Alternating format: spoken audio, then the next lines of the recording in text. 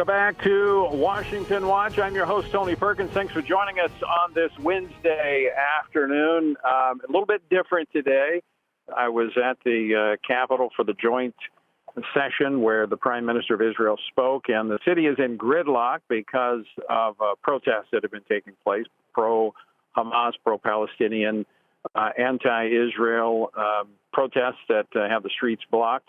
But technology allows us, at least in part, to keep the show going.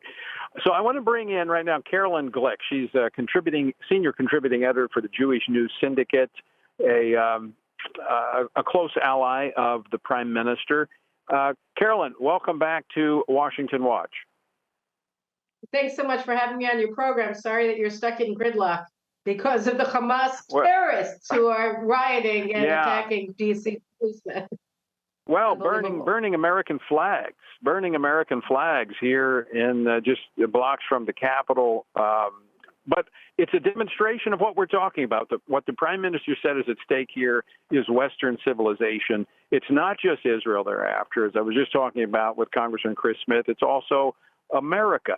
But I want to get your take on this because it was not just the Congress that the Prime Minister was speaking to and the American people, but there was an international audience. And I want to ask you, did he connect? Was the message delivered? Oh, he delivered the message beautifully. And I have to say that as an Israeli, he spoke really for over 90% of Israelis tonight. The message that he gave is something that is a message that unifies the Israeli people. The way that he spoke about the atrocities that Hamas committed against the Israeli people on October 7th and the incredible heroism of our soldiers and of our fighters who have been fighting this war really on the ground since October 7th. I thought it was so pitch perfect. And it was important because we've been libeled, we've been criminalized and demonized in the media, in academia, on the streets, like you're seeing today in Washington, D.C. so graphically. I saw footage of them beating Washington policemen and women, which is shocking. I've never seen that before, but not surprising given the people, the nature of the force that they've been out on the streets for 9 months defending Hamas. So I think it was a pitch perfect speech, and he just spoke in the voice of his people. And I think that he did us proud. And I think that he also reminded the American people why it is that 80% of Americans have been consistently supporting Israel and tracking polls since October 7th, and why it is that Israel is the indispensable ally for the United States and the Middle East, both from a moral perspective and also from a strategic one. It was a fantastic address that he gave today.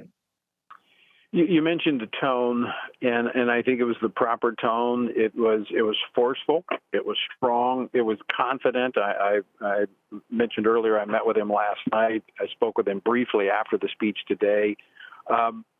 He was very calm, very confident, I felt last night going into this, which, Carolyn, I find kind of interesting. When the world is rallying against him, against the Israeli people in some ways, it appears as such, there's great confidence in the fact that Israelis are going to stick together. The Jewish state is going to survive no matter what it takes.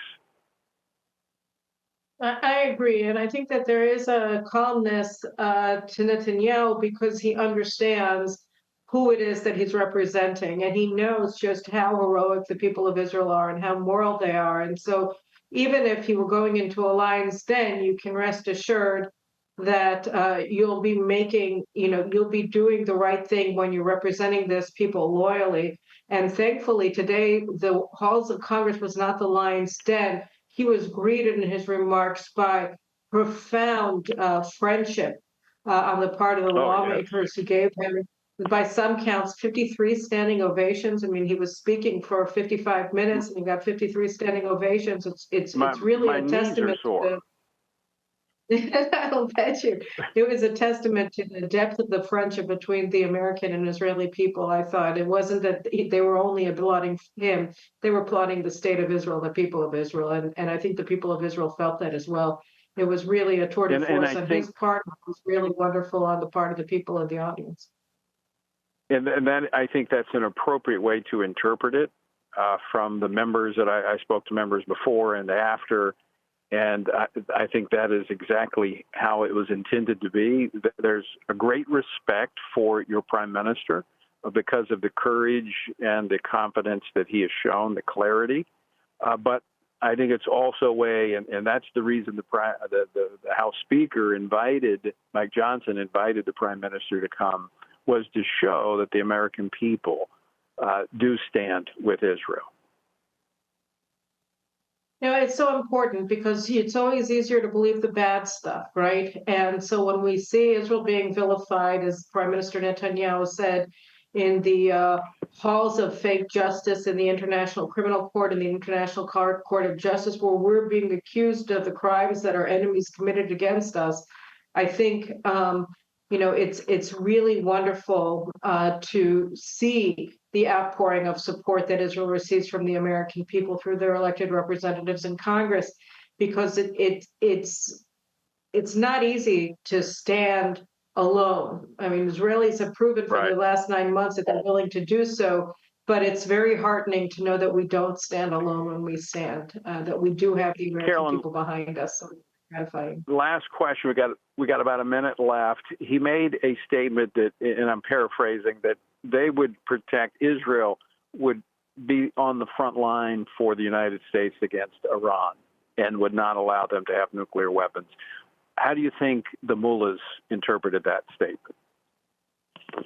Well, I think they would have interpreted it differently if the reception in Congress had been less warm. But I think that the photo, the image of the American people standing with Israel when he's making this statement is very powerful, and that it's going to be taken very seriously in Tehran.